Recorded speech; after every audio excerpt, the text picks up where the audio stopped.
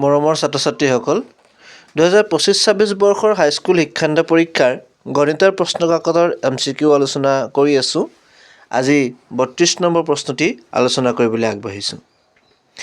প্ৰশ্নটি এনে ধৰণৰ x² - y² + x + y ৰ এটা উৎপাদক x + y হ'লে আনটো উৎপাদক হ'ব option A 1 + x - y, option B 1 - x + y, option C x + y - 1, option D x - y - 1।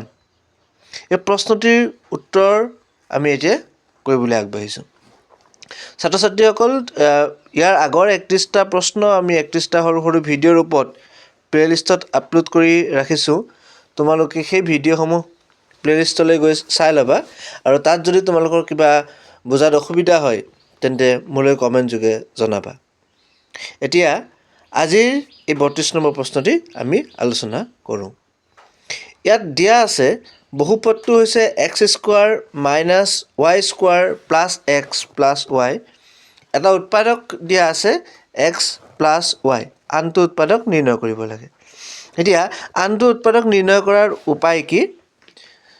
আমি বহুপদটোক দি থোৱা উৎপাদকটোৰে হৰণ কৰিম, মানে x² - y² + x + y / x + y।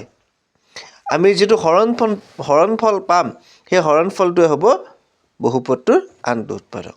এতিয়া আমি হৰণ কৰি চাওঁ। এতিয়া আছে x² - y² + x + y, তাত x² - y² টো অভেদৰ মতে কি হ'ব x + y × x - y + x + y। এতিয়া x + y টো কমন লোৱাৰ পাছত আমাৰ হাতত থাকিব x - y + 1। তলত আছিলে মানে হৰত আছিলে x + y, গতিকে হৰৰ x + y আৰু লবৰ x + y কটাকটি হ'ল, থাকি গ'ল x - y + 1। গতিকে অপশ্যন এটো আছে 1 + x - y, অৰ্থাৎ অপশ্যন এটোৱে হ'ব শুদ্ধ অপশ্যন। ছাত্ৰ-ছাত্ৰীসকল, আশা কৰোঁ তোমালোকে এই প্ৰশ্নটিৰ উত্তৰ কিদৰে কৰিব লাগে বুজি পাইছা। তোমালোকৰ কাৰণে 33 নম্বৰ প্ৰশ্নটি মই হোমৱৰ্ক হিচাপে আগবঢ়াইছোঁ। তোমালোকে এই প্ৰশ্নটি ঘৰত কৰিবলৈ যত্ন কৰা।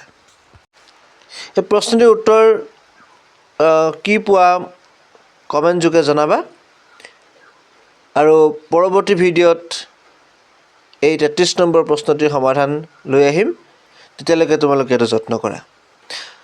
ছাত্ৰ-ছাত্ৰীসকল, তোমালোকে ইমান সময় ভিডিঅ'টো চোৱাৰ বাবে সকলোকে ধন্যবাদ জ্ঞাপন কৰিছোঁ। তোমালোকৰ ভৱিষ্যত জীৱন উজ্জ্বল হওক তাৰে কামনা কৰিলোঁ।